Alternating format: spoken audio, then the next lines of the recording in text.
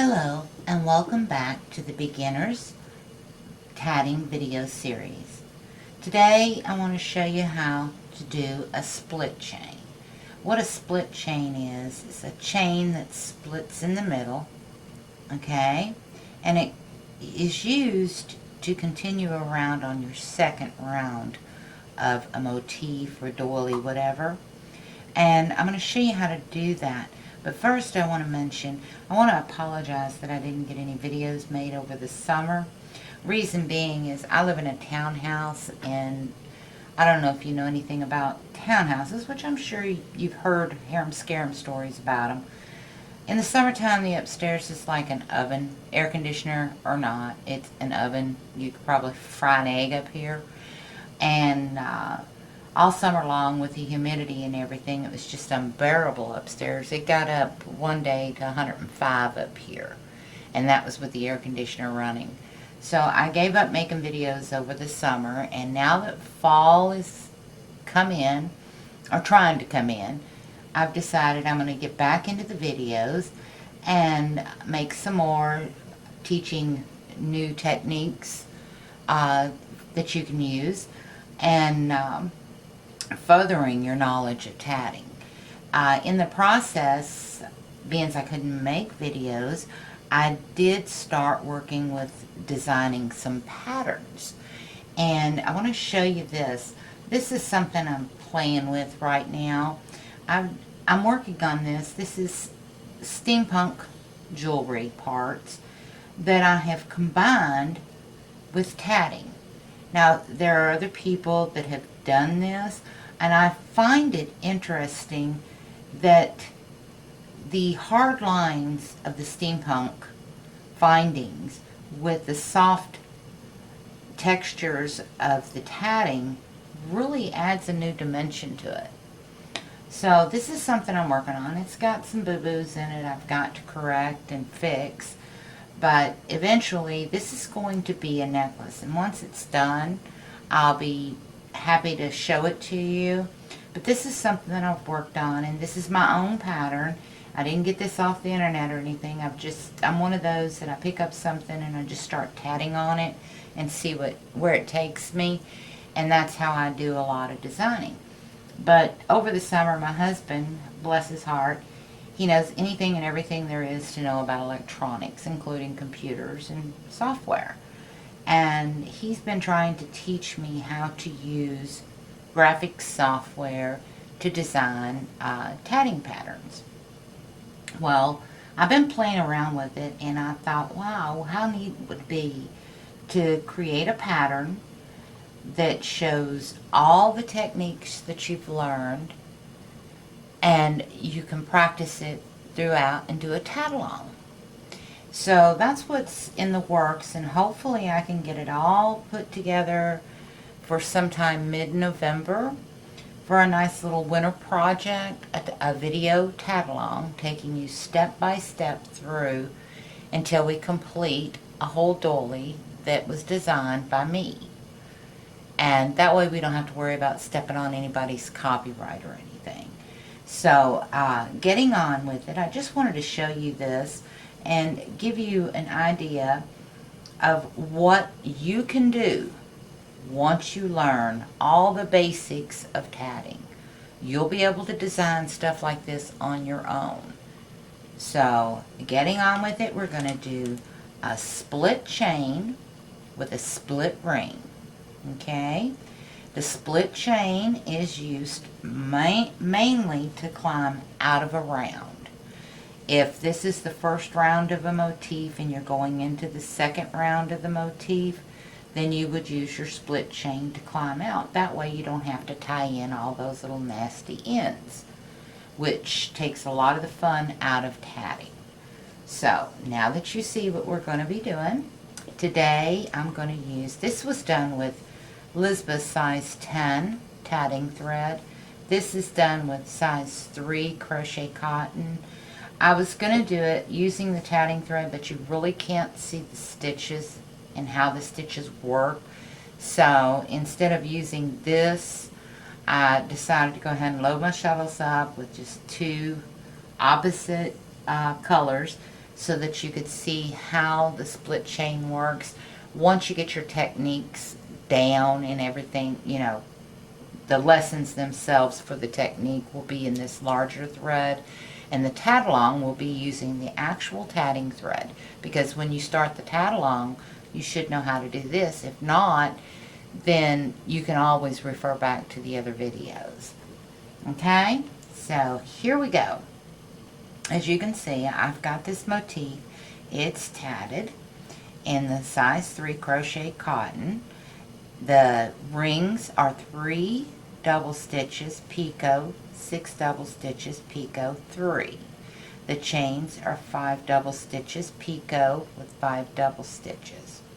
Now we need a chain to go from here to here with a picot in the center, and that chain has got to break out and come into the next round. So what we're going to do is tat a split chain with a split ring so we can jump out to the next round. And the way we do that, alright, is we're going to start our chain. Now shuttle 1 has our red thread on it. Now the reason I'm using the 2 different colors of thread, you'll see later, but this half of this chain is going to be opposite color, which it'll come out with the beige, because we're going to be using our core thread to make half of the chain. Okay, so given all that, we're going to wrap up our second shuttle, which is shuttle 2, or our ball thread, whichever you choose. We're going to wrap it up, ready to tat a chain. Okay, shuttle 1 we're going to use and start our chain. Now I did this in front side, back side, and then this side over here. Let me show you this real quick. Maybe I can zoom in just a hair and you can see what I'm talking about here. Just a little bit more. Maybe that's too much because it's blurry. Okay. On here I've tatted this one just regular front side, back side. And you see how the little pant loops, get it around here, the little pant loops on it are all to the front. See that? This one is regular tatting, and you see it looks unfinished. I wanted to do that so that you could see side by side the difference front side, back side makes. This looks so unfinished. This looks finished, and it matches our rings. Okay, so that shows you the difference. When I say front side, back side, you have a definitive front and a definitive back. Front side, back side is the way to go, because you can see it looks so unfinished, but yet that one looks so neat and tidy. So I just wanted to show you that real quick. Now let's get on with it, because split chains, they're hard to do on paper, but easy to do once you learn them. And it's a technique that you will find comes in very, very handy. Let me zoom back out just a tad bit, not much, because we want you to see what I'm doing here. Okay, let me get a good position. I don't want to be off screen. Ah, there we go. That's a good position.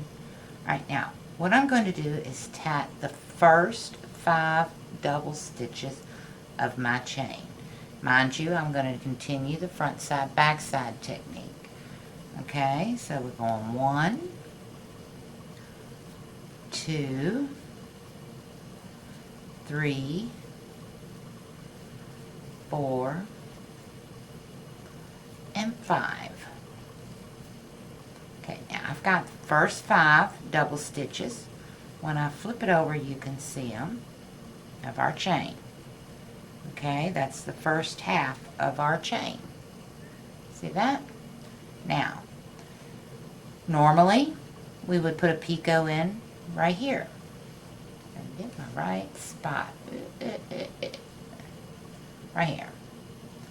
Right here is where we would normally put our picot. Okay? So instead of a picot, we're going to drop this shuttle 2 thread over here, pull that thread back out of our way because we're not going to need that anymore. Okay, the next thing we're going to do is we're going to roll off some of our thread off of shuttle 1. Now, if you happen to have a tatting shuttle that has a pick on the end, let me see if I can locate one here real quick. Yeah. If you happen to get a tatting shuttle and it's got the little crochet hook on the end, then you won't need a crochet hook. You only use a crochet hook if you don't have any picks on the ends of your shuttles. Okay? But it's same principle applies, whether you're using a crochet hook or a tatting shuttle with a hook on the end. The same principle applies. The technique does not change one way or the other. Okay? So here we go. The first thing that we are going to do, now we've got our red thread out of the way.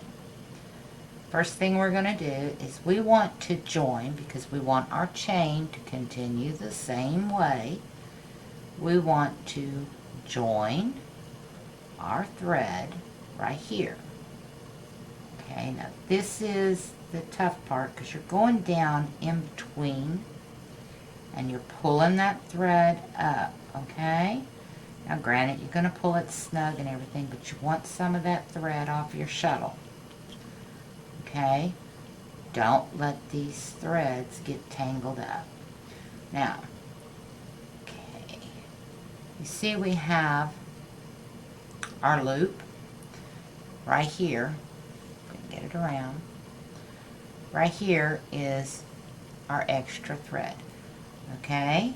Now, mind you, this thread is going to stretch as you're tatting on it. So you want to snug it up just a little snugger, a little bit more snug than normal, but you want to leave enough space to get 5 double stitches in there. So you adjust accordingly what you need, okay? And this is the fun part. You're going to do a lock join. Pull that shuttle up through there and lock that in. Okay?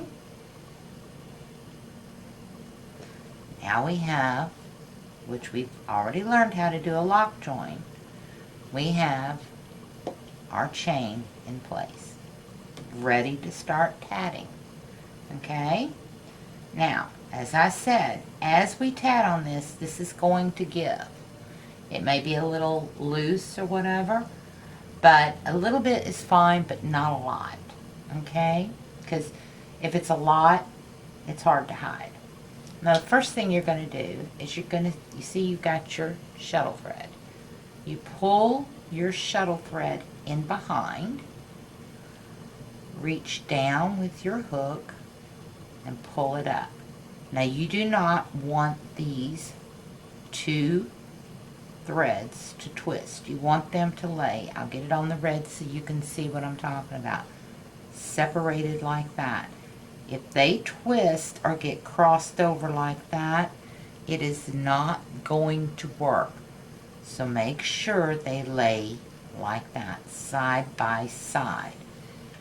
Okay? Give yourself enough shuttle thread to get your shuttle through. Okay? And what you're going to do is you're going to come up through that loop. Okay? Once you come up through that loop, pull it taut almost to where it's closed, but yet not really. Okay? And you're going to flip that down like that. Once you do that, you reach in with your crochet hook and grab that shuttle thread. Do you see what I'm talking about? We're grabbing this thread right here, not our loop. This thread. We're going to pull it down. Okay? Same deal. Keep that from twisting. Okay? Give yourself ample enough room to get your shuttle through. You're going to drop your shuttle down through that loop.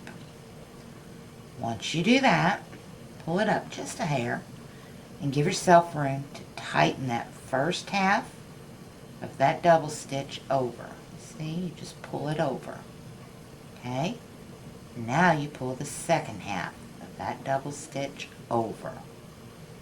And we have our first double stitch on our split chain.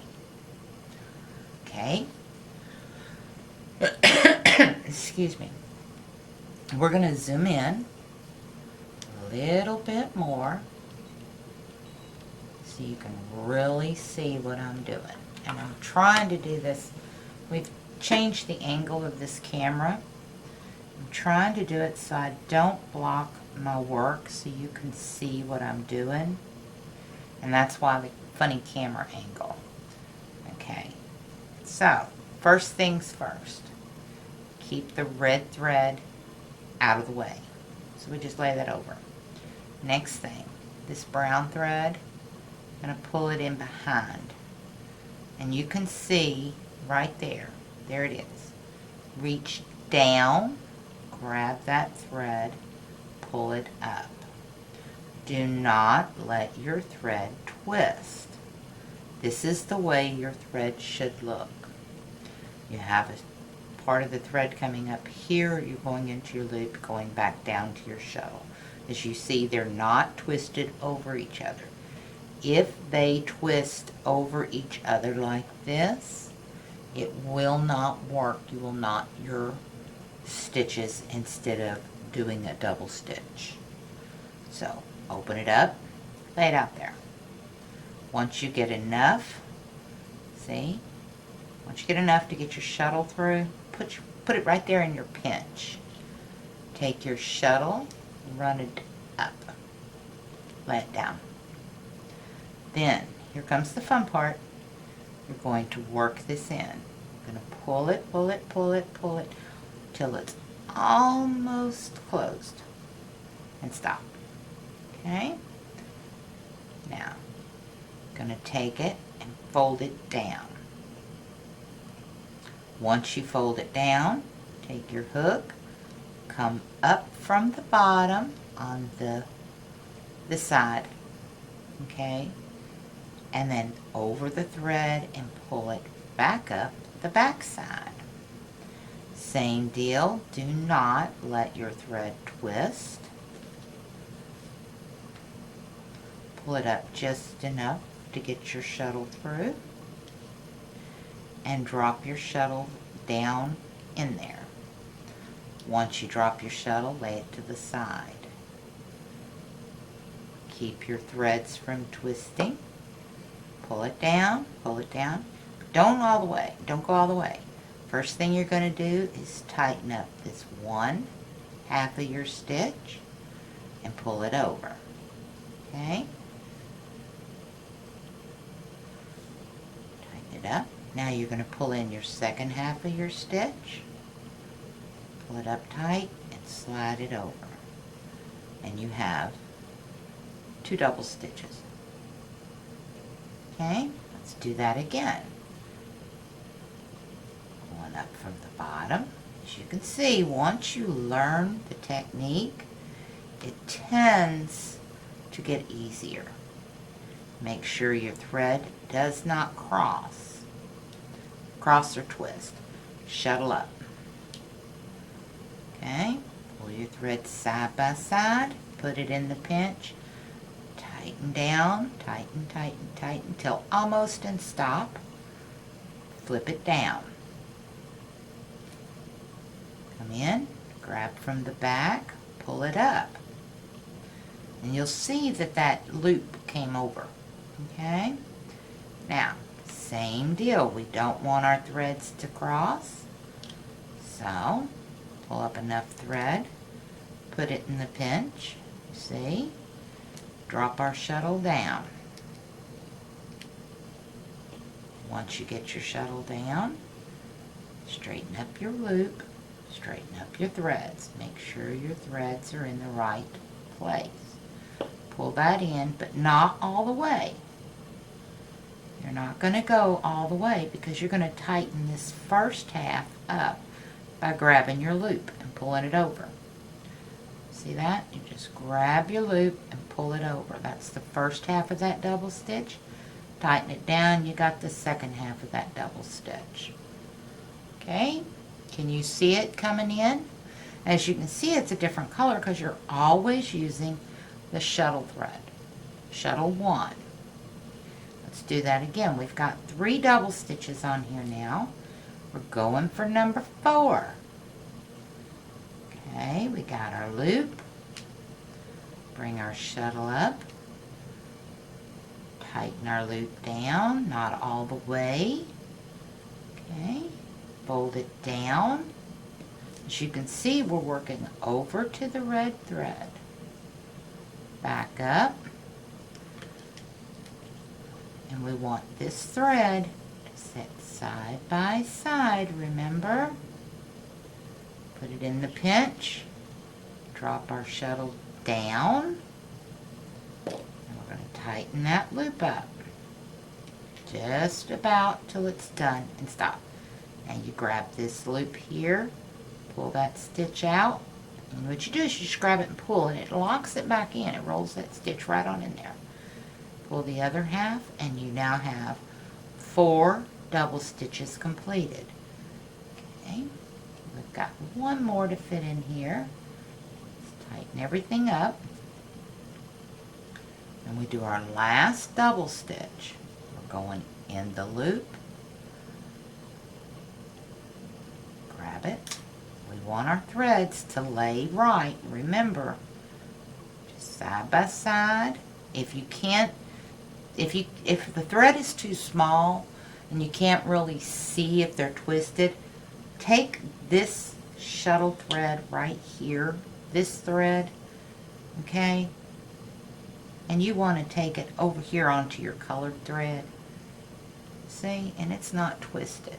If you keep that separate like that, and then once you get it pulled out enough, stick your finger in there. It'll hold it in place. And then just run your shuttle right up through it. Hold your pinch and pull it down. Okay? It'll slide. Trust me, it will. Keep it, and then almost, but not quite, and roll it. Once you roll it over, grab your thread and pull it up the back side. Same deal. Keep that shuttle thread to the left. Drop your shuttle down through your loop and tighten it up, but not all the way. Once you get it almost, but not quite, you're going to grab this half of the thread and pull that stitch in.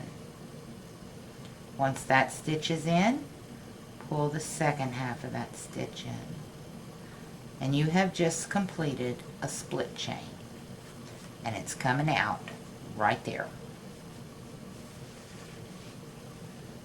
Let me get it on camera here. For some reason I'm just not focusing it here. I'm not focusing. My brain is in another planet. There we go. We got it. I've got to find my new marks, so I'm going to keep this camera angle. Okay, but you can see, here's the 5 red double stitches, and then this is the split chain double stitches we did. Okay, and both threads are coming out here at the bottom. Now, to move on and to do, say we're going to do a split ring. First thing we want to do, okay, is we're going to have to reverse our work because we're going into a new element. Remember, you reverse your work. Now, watch this. Let me find the right position. In fact, let me zoom out some because you all have already learned how to do a split ring. We're going to zoom out and show you how this plays with a split ring. Alright, so this is round 1. We've completed round 1. We're going into round 2, okay? And instead of cutting our thread, tying it in, sewing up our ends, we've just did a split chain, and we're going to go into a split ring. To do a split ring, remember, we wrap our hand for a ring. Now our split ring is going to be 5 double stitches on both sides. No picots. We're not going to do any picots. Don't want to confuse you any more than what you already are. Okay? And the way you're going to do that is you set your hand up, but remember, there's supposed to be a picot here. So we're going to do a mock picot, okay, before we do our split ring. But we go ahead, we start our split ring, and we pull our thread up till we get it to match or closely match these other picots.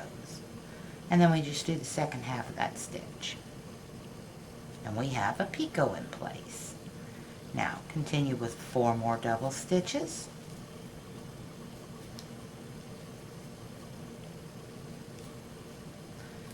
Cut out some thread. Open it up. Okay.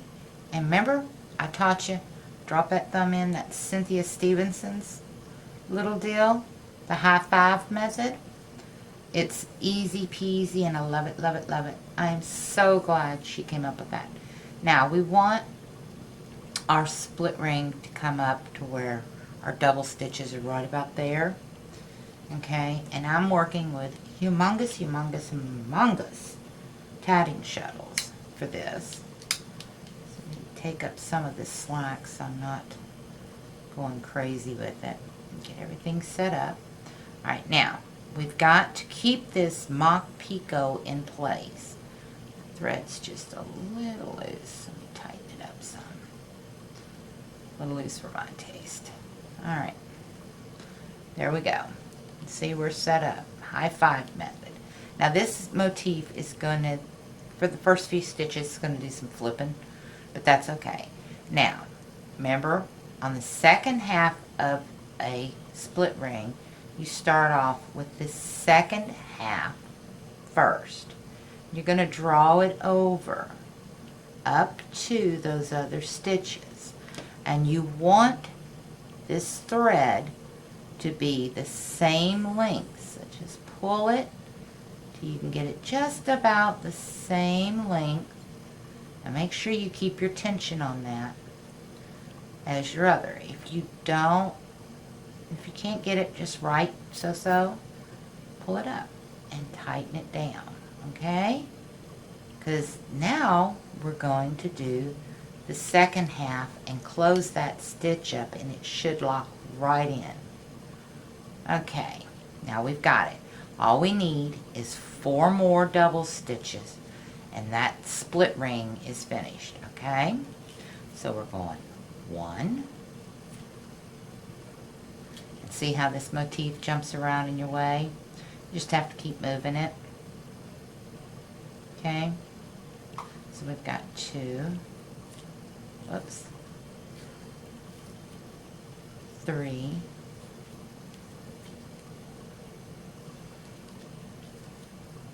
4 and 5. Oops, that one didn't flip. Or it flipped and I didn't want it to. It's because the stuff slipped. One of the hazards of working with crochet thread is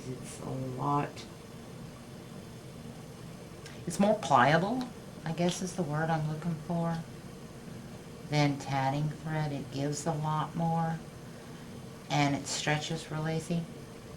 So keeping it on your hand in a split ring fashion is hard to do. Okay. Oops. Didn't mean to do that. Wrong stitch. Let's pull it out. We want it to be the second half of that stitch is all. Okay, so under, over, pull it over. Alright, now we've got our split ring in. All we've got to do now is grab our thread, our shuttle 1 thread, and close it. Once I turn this over, you're going to see you have your split chain and your split ring, and your threads are coming out here. Now, at this point, you could either take chain, okay, go ahead and tat a chain. Come over here, connect with another ring, put your picots on your chain. You can do a clover. There's so many things you can do at this point, but you're into the second round. And you didn't have to cut anything, didn't have to tie in any ends, nothing. But you can see when you split, you change the color. And it adds dimension. If you use two color tatting, it does add dimension. Can you imagine a piece that you're working on and you need it to split off and come back out and working in and out like that? And this color scheme, it would change. Another thing you could do is a shoelace trick and change the color direction. If you did the shoelace trick, and the colors would be like that instead of like this. So as you can see, it's very versatile and it's real easy to do. When we do when I show you how to tat on bone ring, you'll see the same technique used to do that. So my advice to you is when I teach that, which should be in one of the next couple of lessons, practice it. Make a lot of cabone rings. And cabone rings are the cowbone, however you want to pronounce them. They're the little plastic rings that you make curtains out of. In fact, I may have some. Let me see. Somewhere.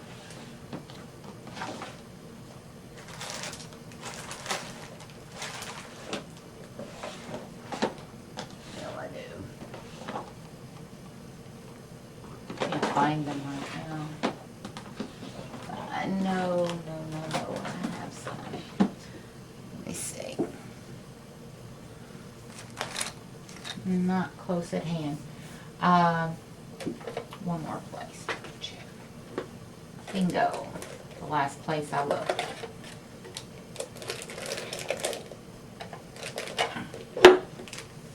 These are cabone rings. Cowbone rings. Whatever you want to call them. These are great to make earrings, zipper pulls, little backpack tags, phone tags, things like that. I'll show you how to tat on one of these. And they come in several different sizes, so you can use them for several different things. And I also am going to show you how to tat on the brass rings.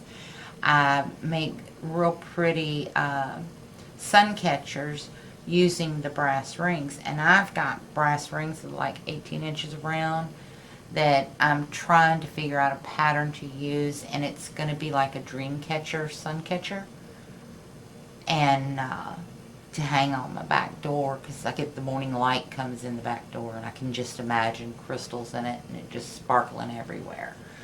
So anyway, I hope you learned something today. I hope this taught you and it was a little easier to learn for you, because reading it on paper is different than seeing it done. There's other videos out there about other tatting artists, and they're just as good. In fact, I learned how to do a split ring and a split chain using some of those videos myself. And my problem with the videos were they used the small tatting thread. And for a new tatter, if you can't see the little intricate details of something, it's hard to learn. It's hard to wrap your head around it. So that's why I chose to do the tatting videos I'm doing and using the larger thread. And that way you can actually see. This is the same pattern, both of these, same amount of rings, chains, and everything, and you can see huge difference between the two. You just about put that one inside of that one. So as you can see, it does help to have the larger threads, and you can see better what's going on. So until the next class, which I'm going to get into Josephine chains and Josephine knots. I've had a lot of people ask me, how do you do that? How do you do that? And they can't understand how to do it. It's real pretty once it's done. Josephine chains can be used for chains for necklaces, can be used for decorative element, in a tatted piece like this one here. Instead of this just basic chain here, if I'd done a Josephine chain, it would have given a spiral effect. Which that is exactly what I'm thinking of changing on here, is the chains that come in. The Josephine knots, it depends on which half of the stitch you use, which direction the flow is. And I'll explain all that in the next video. So until then, practice your split chains and your split rings. And remember, it's an easy way out of a round. So happy tatting, have a great day, and I'll see you in the next video. Thank you.